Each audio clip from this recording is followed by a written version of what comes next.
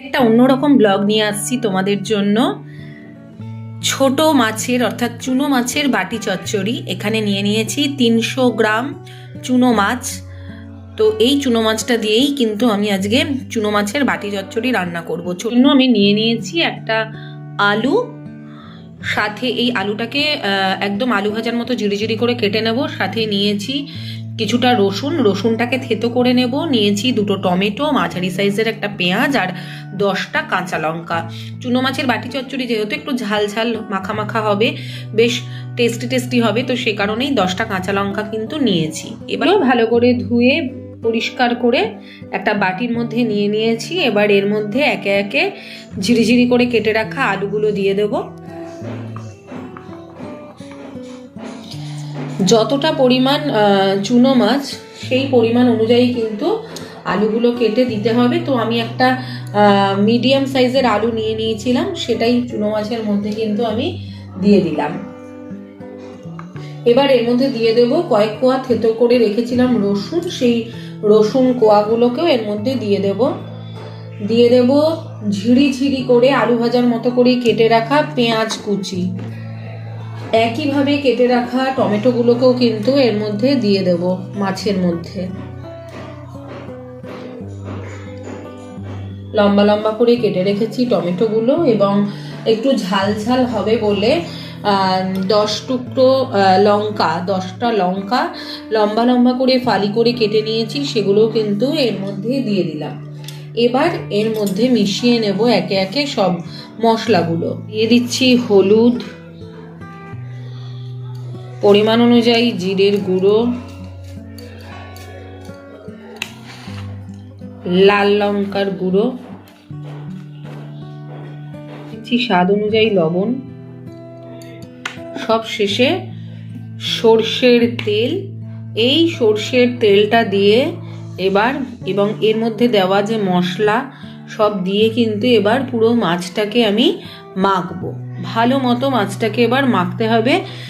এখানে 300 গ্রাম মাছ রয়েছে, তো সে কারণে এখানে 3 টেবিল চামচ মতো কিন্তু সর্ষের তেল আমি নিয়ে নিয়েছি। এবার কিন্তু এই পুরো মশলা দিয়ে মাছটাকে কিন্তু সুন্দরভাবে মাখবো। এর মধ্যে আলু ঝিরিঝিরি করে কেটে দেওয়া আছে, টমেটো আছে, পেঁয়াজ আছে, রসুন বেটে দেওয়া আছে, এবং জিরের গুঁড়ো, হলুদ গুঁড়ো, স্বাদ মতো নুন এবং তেল সব দিয়ে কিন্তু এটাকে সুন্দরভাবে আমরা মেখে নেব। এবারে এটা বাটি চচ্চড়ি, বাটির মধ্যে করেও করা যাবে, আবার চাইলে কিন্তু কড়াইতেও করা যাবে। তো আমি এটা কড়াইতেই রান্না করব। পুরো মাছটা মাখানো হয়ে গেছে আমার ভালো করে।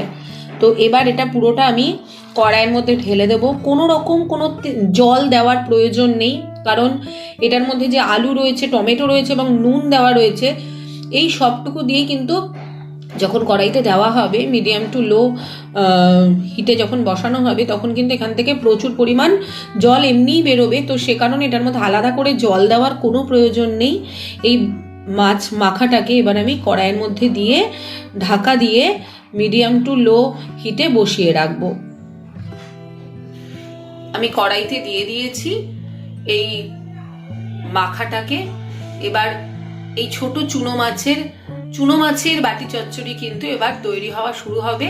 লো টু মিডিয়াম হিটে বসিয়ে দিয়েছি, কিন্তু ঢাকা দেবো এবারে, এবং 10 থেকে 15 মিনিট ঢাকা দিলেই রান্নাটা কিন্তু ধীরে ধীরে হতে থাকবে। যে এই ছোট মাছের বাটি চচ্চড়িতে কোনো জল দেওয়ার, আলাদা করে জল দেওয়ার কোনো প্রয়োজন নেই। এই যে এর মধ্যে ঝিরিঝিরি করে কেটে দেওয়া আলু, টমেটো এবং এর মধ্যে যে নুন দেওয়া আছে, সেখান থেকে কিন্তু পর্যাপ্ত পরিমাণ জল বেরিয়েছে, এবং এই জলেই কিন্তু পুরো মাছটা, আলুটা পুরোটাই সব সেদ্ধ হয়ে সুন্দরভাবে রান্না হয়ে যাবে। তো হতে থাকুক ততক্ষণ এই ছোট চুনো মাছের বাটি চচ্চড়ি কিন্তু প্রায় তৈরি হয়ে এসেছে। দেখতেই পাচ্ছ যে জল প্রায় টেনে নিয়েছে। তো আর অল্প একটু সময়ের মধ্যেই কিন্তু রেডি হয়ে যাবে এই চুনো মাছের বাটি চচ্চড়ি। আর তারপর কিন্তু গরম গরম ভাতের সাথে এই চুনো মাছের বাটি চচ্চড়ি খেতে বসে পড়বো। আহা, দারুণ অমৃত স্বাদের হয়ে যাবে সেই খাবার। সে গরম গরম ভাতের সাথে বাটি চচ্চড়ি।